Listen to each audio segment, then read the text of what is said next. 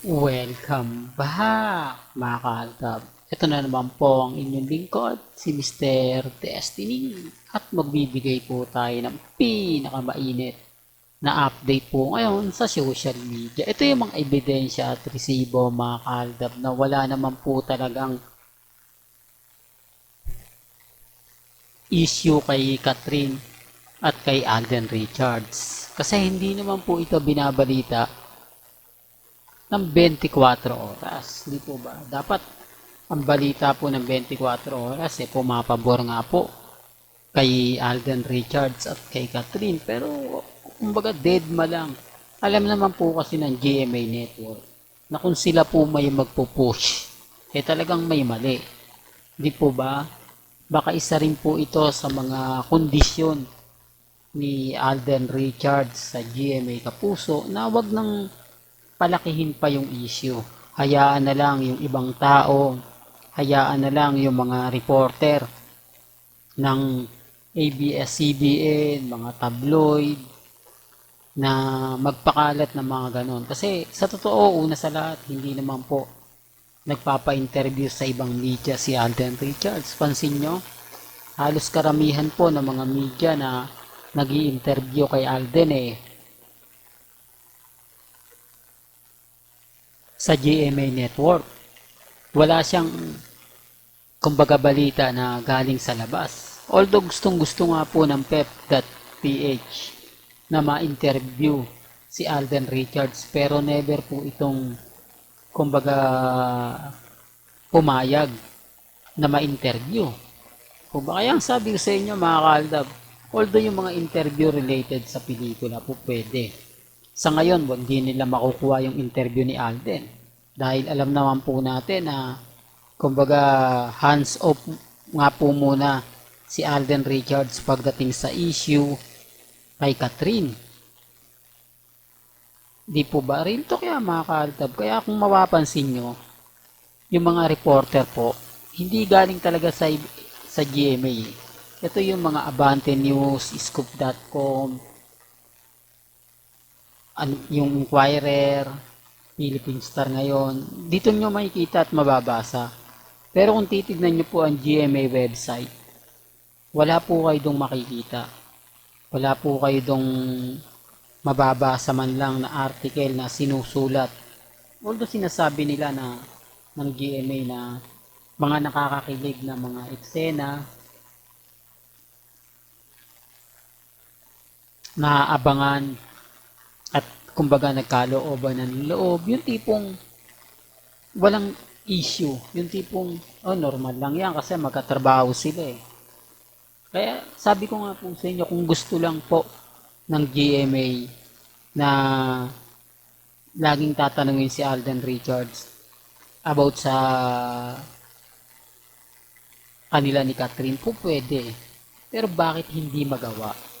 Bakit hindi mapuwersa ng GMA Network? Doon pa lang may mali na Bakit nga po nanggagaling ang mga balita pa sa iba? Gayong may website at po pwede naman pong sabihin ni Alden Richards. Gaya ng ginagawa ng ABS-CBN. Pero gaya ng sinabi ko, mga kaaltab, never naman pong kumbaga binibigyan. Kahit naman po si Catherine, pansinin nyo sa mga interview niya sa ABS-CBN. Doon malalaman nyo na kumbaga parang may mali.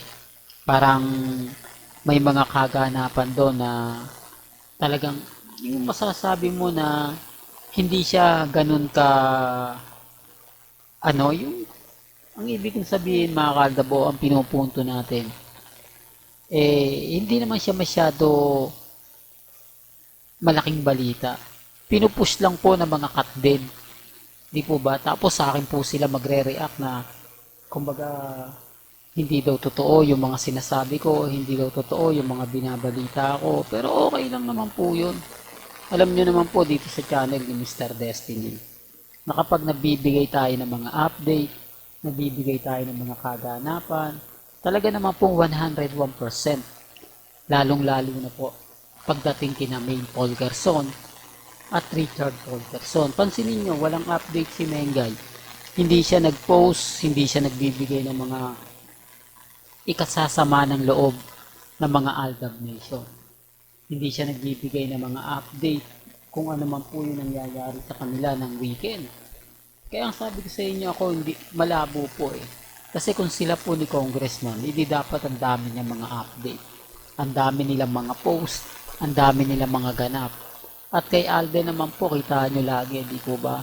Sobrang busy po ni Alden. Pero never po yung nakita na kasama. Ibig kong sabihin, kahit busy po ng mga panahon, si Alden Richards, nagawa niya pa rin pong puntahan si Maine Polkerson.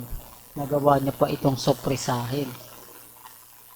Kaya nga yung mga iba pag nagre-react po at nagko-komento, tapos naandun po ko tamang-tama, nababasag ko sila. Kaya nga po, wag po kayong magulat at magtaka kung bakit maraming nagagalit kay Mr. Destiny.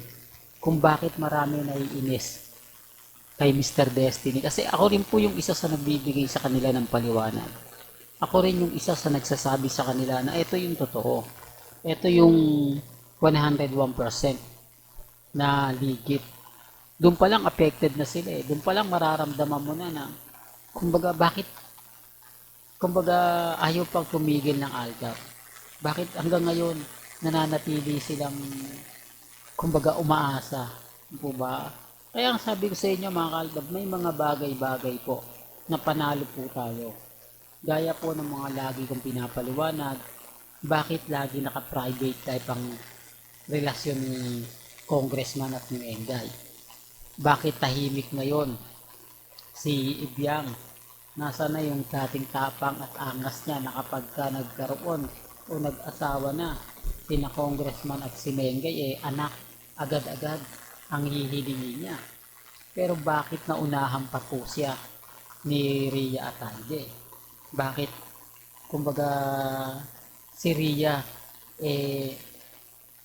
kumbaga buntis na samantalang si Mengay wala pa, o doon pa lang may mali na no? Doon pa lang masasabi mo na oo nga Mr. Destiny, kasi doon pa lang mararamdaman mo na parang may mali. Doon pa lang mararamdaman mo na kumbaga parang hindi totoo. Sabi ko nga po sa inyo, sarsuela lang. Si Maha nanganak na, di po ba? At may posibilidad na makadalawa na sila. Samantalang si Congressman at si Mengay, pansin nyo, hindi nyo po pwedeng sabihin bata pa si Mengay. Hindi nyo naman po pwedeng sabihin bata pa si Congressman. Nasa 30 plus na siya. Di po ba? Ilang ano na lang, nasa, kumbaga, di po ba? Well, ako mga Aldab, hindi ako namimilit. Ang sa akin lang naman po, binibigyan ko po kayo ng konting idea sa mga nagaganap. Kaya nga po itong 24 oras, never pong kumbaga pinupush ang Tatben po ba, kasi alam nila sa bandang huli ayaw nilang sila sisihin, ayaw nila sa bandang huli na sila yung pagtuunang pansin ng galit ng mga nabuo ng mga Tatben. Di po, real to kaya mga Kaaldab. Well, hanggang dito na lang po ang ating latest updates. Kaya kung gusto nyo pa po ng pinaka-latest at sariwang update, abay tumutok lang po kayo dito po sa channel ni Mr. Destiny para updated po kayo sa mga latest at sa mga bagong video po na ilalabas po natin maya-maya na. Kaya kung bago ka lang sa channel na to at isa kang true-blooded Aldab Nation na nagmamahal kina Mengay at Isoy, tama po ang channel na pinuntahan mo. Kaya consider na po kitang bagong subscriber. At huwag mong kalimutang i-share ang mga video po natin sa mga mami, sa mga titas, at sa mga senior. Hanggang sa muli, salamat po sa panonood at pakikinig.